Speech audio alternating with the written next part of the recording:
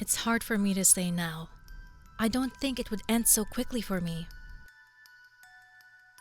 Listen to my story to the end, and I'm sure you'll definitely feel differently about life after that. I'm 15, and everyone calls me Penny. Until a week ago, I was a boring, unremarkable girl.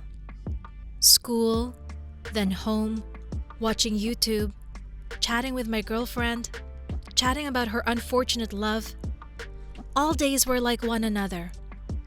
I was not depressed. No, it's just my character. I became like that a couple of years ago, when I was constantly sick and wandered from one hospital to another. I was diagnosed with blood leukemia, which I didn't realize the seriousness of right away. My parents supported me. All the money was spent on treatment. And after 6 months, I was in remission. I started going to school again. I did well in school. My parents were relieved, but life was boring. And then 2 weeks ago, after the routine tests, I got tested every 6 months. The doctor called my parents in for a talk. And then I saw my mother hiding her tear-red eyes from me. I realized that my test results were bad. I read a lot about leukemia on the internet, and I realized that it's a matter of luck. Some people do recover, and some, like me. As we were leaving the doctor's office, I heard. You'll find out what I heard in a minute. But now don't forget to like this video and subscribe to my channel. And make sure you have the bell clicked. Then you'll know when there's a new video coming out in the channel. I heard him whisper in my mom's ear, 10 days. And Mom just sobbed back. I figured it out. I had 10 days left. 10 last days. And it's up to me. How do I want to spend them? I can lie in bed and listen to my strength leave me. Or I can breathe life to the fullest. I stayed up all night reading about people who have found the power to change their lives fundamentally, and sat down in the morning to write my most cherished wishes. First on the list, I wanted a tattoo. A large, voluminous, bright flower that curls along my torso and blooms on my shoulder blade. My parents strictly forbade me to do that, but it didn't matter now. Next on the list was my hair. I always wanted a short haircut, with hair sticking out in different directions. For me, it is a symbol of carelessness, or something like that. And my mom kept braiding me braids. So I plucked up courage, and in the morning, I scheduled a haircut appointment. And in the afternoon, the same day, a tattoo appointment. And in the evening, I came home so happy. While Dad was still in the kitchen and dinant, I was already going through the closet for tomorrow, because wish number 3 for me was even crazier.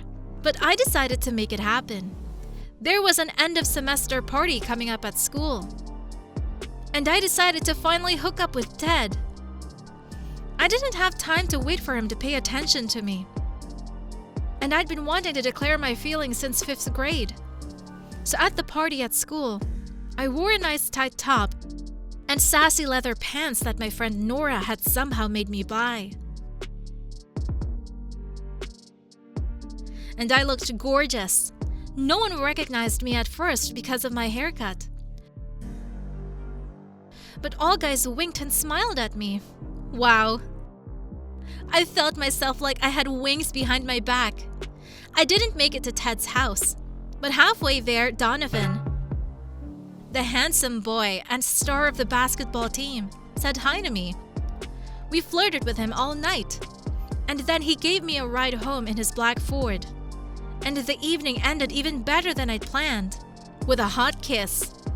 Wow, the adrenaline was off the charts. I finally felt like I was living. And it turns out, everything is possible if you're a little bolder and more determined. Another surprise was waiting for me the next day. I got a message from the same Ted. He wrote that he had noticed me at the party, but then I disappeared somewhere, and he wanted to go roller skating with me. I was shocked. Not one guy, and two liked me. And of course, I said yes. We had fun. We laughed it off. And Ted kissed me goodbye. Ooh, what a life.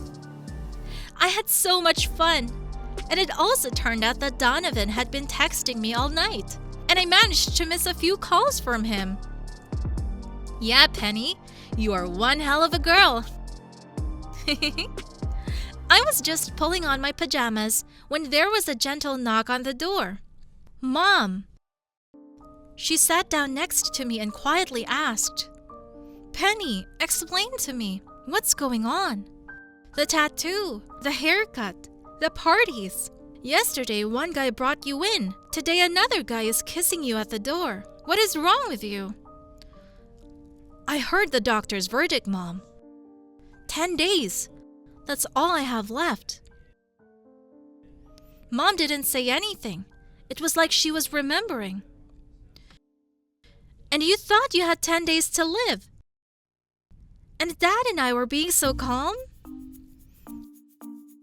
You have always supported me, so you decided not to upset me unnecessarily.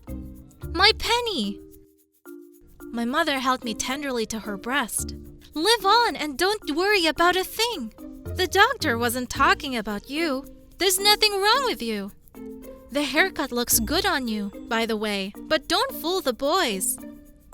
And she walked away laughing, and it was like the ground was slipping out from under me. I was in a hurry, and I'd done some crazy things, and I was a different Penny. And now life was just going to get boring again? What about Donovan and Ted? Who should I pick? They're both fun. Who would you pick? Text me. I also had skydiving and swimming with sharks on my wish list. But now I'm hesitant. Should I do it? What would you do? I think this story might help you. I'm Nikki. I'm 18 and I don't have a boyfriend. Yeah, and it's starting to stress me out. All my girlfriends have boyfriends. And I'm alone. And I don't know how to find a boyfriend. One day, I came across a post on my Insta feed of a guy who was offering coaching services. He helps single people find a mate. So I texted him. Alex was a confident, very charismatic guy with a soft tone of voice. We met in a cafe, talked for a while, and Alex immediately voiced the first task for me. I had to go up to the first guy I liked on the street and get to know him. I was about to object, but Alex countered. You count to 3. You come up, you say hello, and smiling, you look him right in the eyes. I was trembling with fear inside. But since I decided to use the services of a coach, I had to obey him in everything.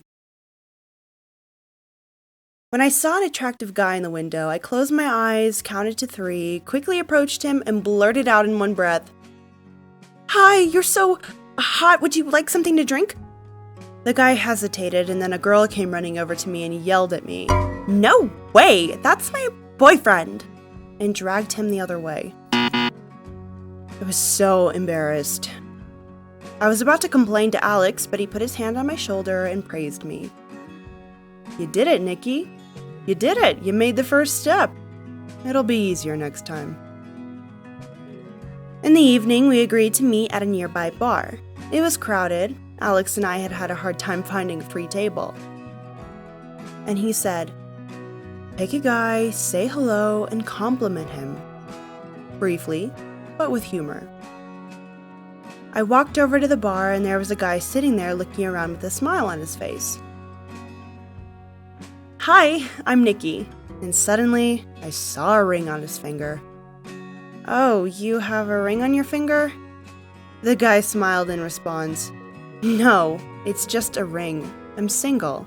"Ah." I was hysterically thinking what compliment to give him and blurted out, "You're smarter than you look." The guy changed his face and walked away. The evening was ruined, and I ruined it. Back at the table with Alex, I ordered a cocktail, and then one more, and then one more. I spent half the night talking nonsense, and Alex listened heroically. How I got home, I don't remember. But in the morning, I woke up with a terrible headache, and on the table beside my bed, I noticed migraine med, a glass of water, and a note. "It's gonna be okay, Nikki. I'm with you. Alex." He's so caring, I thought. The next day, I received a message from Alex with a new task. "Here's an invitation to the exhibition. You'll figure it out there." Burning with impatience, I got dressed and ran out of the house. The exhibition center was 3 blocks away, and I decided to walk. But then it started raining cats and dogs. I ran to the nearest cafe. The cafe was crowded. "You're completely wet. Here, have some hot coffee." I turned around, and the guy at the table was holding out a paper cup to me. "It's closed, don't worry." I didn't drink it. We started talking, or rather, Ethan was talking. That was the name of the guy, and I was listening to him. But it didn't matter because he was so cool. An A student, an athlete, has his own startup company that will soon bring in big profits. Ethan was just perfect, and he knew it. The coffee got cold, the rain stopped, and I kept listening to Ethan. And suddenly a text message came from Alex. "Leave. He's a player. I know him." Looking out the window, I saw Alex standing in front of the cafe, staring intently at me. After telling Ethan that I had to go to the ladies' room, I went outside. "Are you following me?" I asked Alex. "You didn't come to the exhibition. I waited, so I decided to walk your route. It's 3 blocks from your house." "Exactly. He knows where I live," I remembered. "Do you know Ethan?" "Yeah. One of my clients got hooked on him. He hangs out in this neighborhood." "Everything's clear," I grumbled. "Normal guys don't fall for me. Only players or taken ones." Tears glistened in my eyes. "Stop it, Nikki, pull yourself together. In fact, I have a surprise for you." He nodded at his sports car, and we drove through the city. The music was playing loud, I was singing along, and Alex was smiling and looking at me in silence. And when the evening came, he took me out of town to see the starry sky.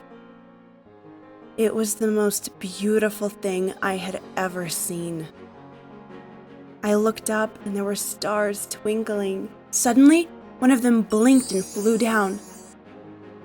"Alex, look! The star is falling! I made a wish." "Me too," Alex whispered and looked at me. He moved slowly toward me, running one hand through my hair and wrapping the other around me. His lips quickly found mine. I wanted that kiss to last forever. It was real magic. After pulling away from me for a moment, Alex whispered, "Nikki, I really like you. This is the first time this has happened to me. I can't think of anything else." I was secretly happy when it didn't work out with the other guys. I was jealous. Now, I want to be with you. And I started dating Alex. It was great. We traveled together, went to a lot of countries, and after a year, we decided to break up. And no, I didn't feel bad after the breakup. I'm single again, but it's not a problem for me anymore. There are lots of things you can do alone and enjoy life, which is what I'm doing right now. I hope my experience is helpful to you. Write in the comments, what do you think about it? I'm really